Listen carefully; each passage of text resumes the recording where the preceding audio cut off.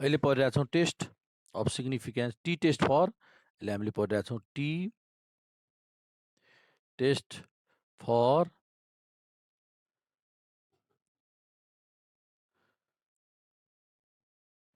Test of significance difference between two means यो पढिरहेको छौँ अहिले है हाम्रो अहिले यो सब टपिकमा छौँ। अब हामी क्वेसन नम्बर कति नम्बर सल्भ गरिरहेको छौँ अहिले क्वेसन नम्बर 16 सल्भ गरिरहेको छौँ। क्वेसन नम्बर 16 सल्भ गरिरहेको छौँ। सल्युसन ल हेर्नुहोस् क्वेसन नम्बर 16 मा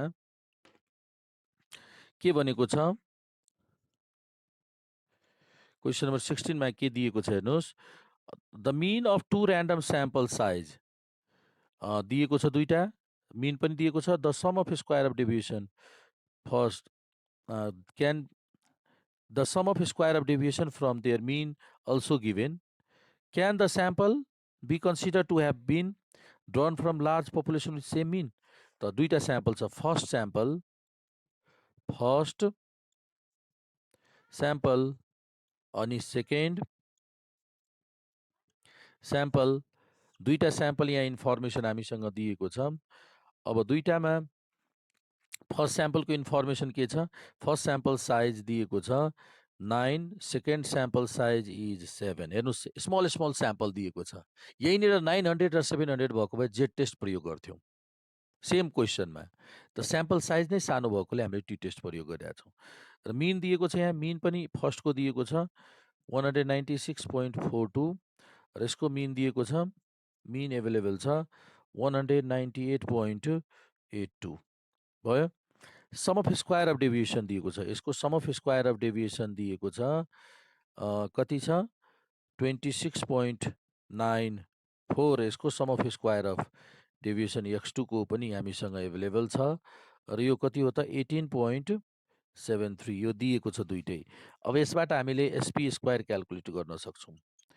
एसपी स्क्वायर क्याल्कुलेट गर्न सक्छौँ।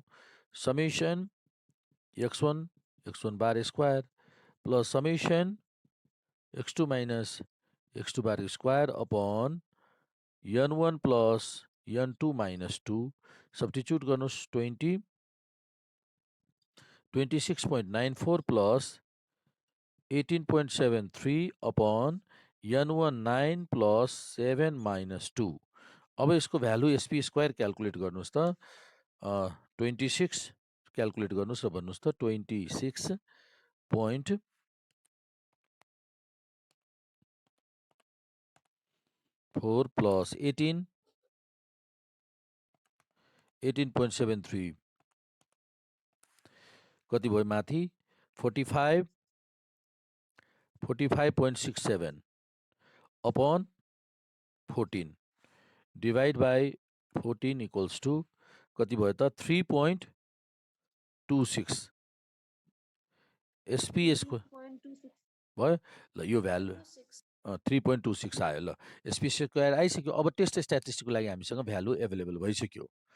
अब यसपछि हामीले सेटिङ अफ हाइपोथेसिस गर्न गइरहेको छौँ। सेटिङ अफ हाइपोथेसिस अब मेटौँ। अब setting of hypothesis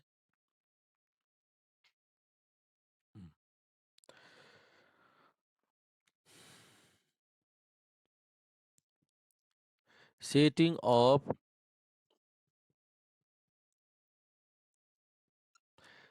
of hypothesis ल हेर्नुहोस् त हाइपोथेसिस सेटिङ अफमा हेर्नुहोस् के भनेको छ can the sample be consider to have been drawn from large population same mean. त यस अब नल हाइपोथेसिस लेख्नुहोस् μ1 इक्वल्स टु नल हाइपोथेसिसमा μ1 equals to μ2 that is the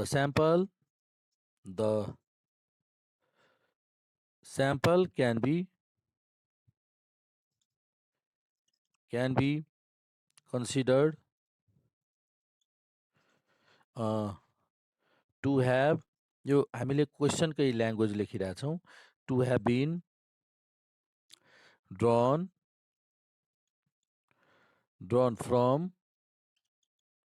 from the large population with same mean, यो null hypothesis भयो। अब alternative hypothesis लेख्नुहोस्। Alternative hypothesis अब सेम किवर्डबाट थाहा पायौँ यो टु टेल टेस्ट हो। त्यही भएर μ1 इज नट इक्वल्स टु μ2, यो भयो two tailed test. Two tailed test भयो। द्याट इज सेम एउटा किवर्ड छ नि, सेम किवर्डबाट थाहा पायौँ यो टु टेल टेस्ट हो। सेम किवर्ड भन्छ नि, सेम हाम्रो टु टेल टेस्ट अन्तर्गत पर्छ। The sample can be considered to have been drawn from the large population with same होइन, अब with same होइन, different means, different mean। यो भयो सेटिङ अफ हाइपोथेसिस। अब सेटिङ अफ हाइपोथेसिस पछि अब level of significance, level of significance,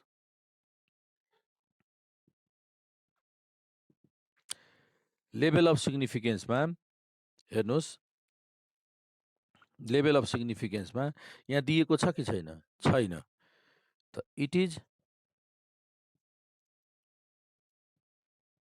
assume that alpha equals to 5%. It is assumed that alpha equals to 5%, है त।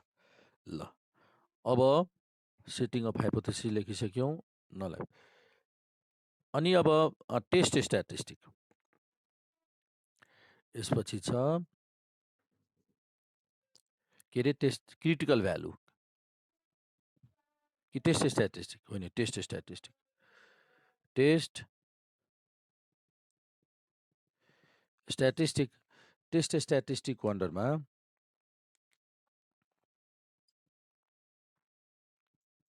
under null hypothesis,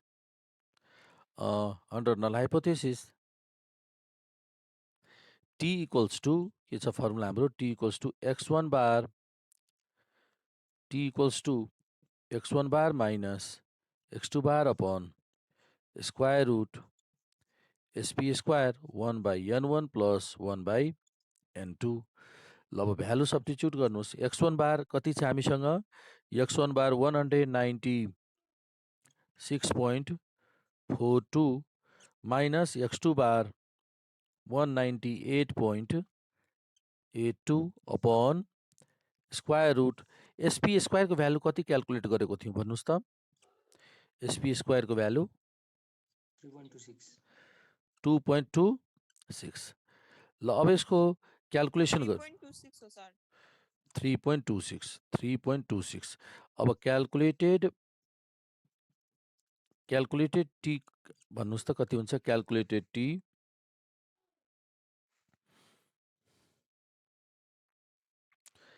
क्याल्कुलेटेड -2.64 आउँछ calculation गर्दा, -2.64 आउँछ हो। ल क्याल्कुलेटेड टी आइसक्यो। अब क्रिटिकल भ्यालु, अब हामीले क्रिटिकल भ्यालु डिसाइड गर्छौँ। यसपछि चाहिँ क्रिटिकल भ्यालु,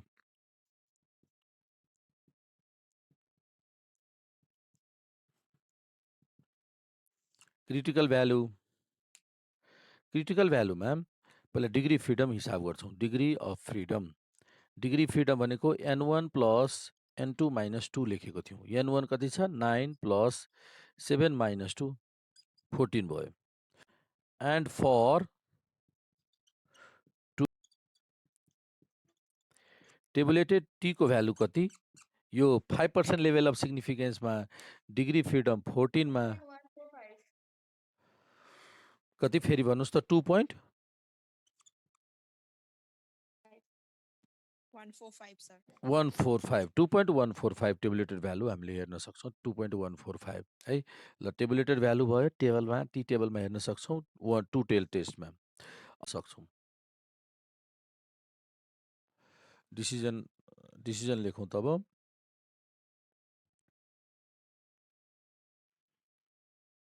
ल हेर्नुहोस् अब यसपछि छ डिसिजन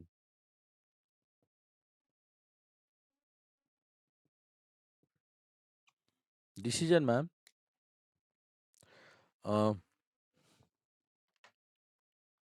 सर एमा चाहिँ अब टोटल 0.05 को टेबल हेर्ने हो 5% हो 5% हो 0.05 टु टेलमा हेर्ने हो हजुर हेर्नुहोस् त भेट्यो त्यो 2.145 भेट्यो कति डिग्री फ्रिडममा 14 डिग्री फ्रिडममा हेर्नुहुन्छ टु टेलमा 0.05मा हेर्नुहोस् त 14मा 2.145 ठिक छ है तल टु टेल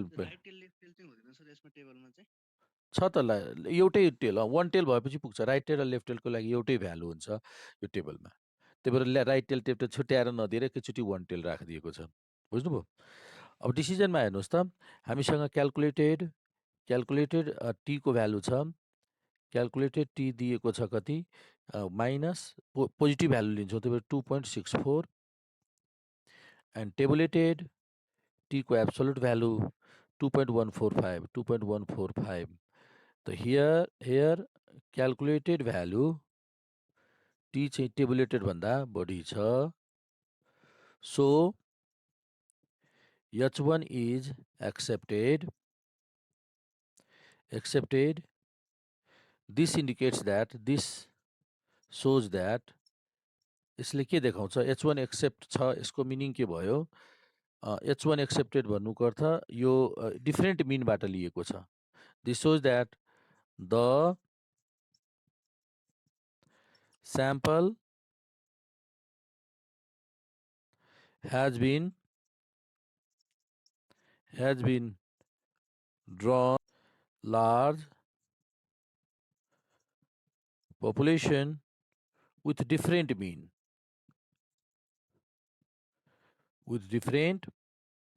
means ल यो इलस्ट्रेट भयो प्रमाणित भयो with different mean sample has been drawn from the large population with different mean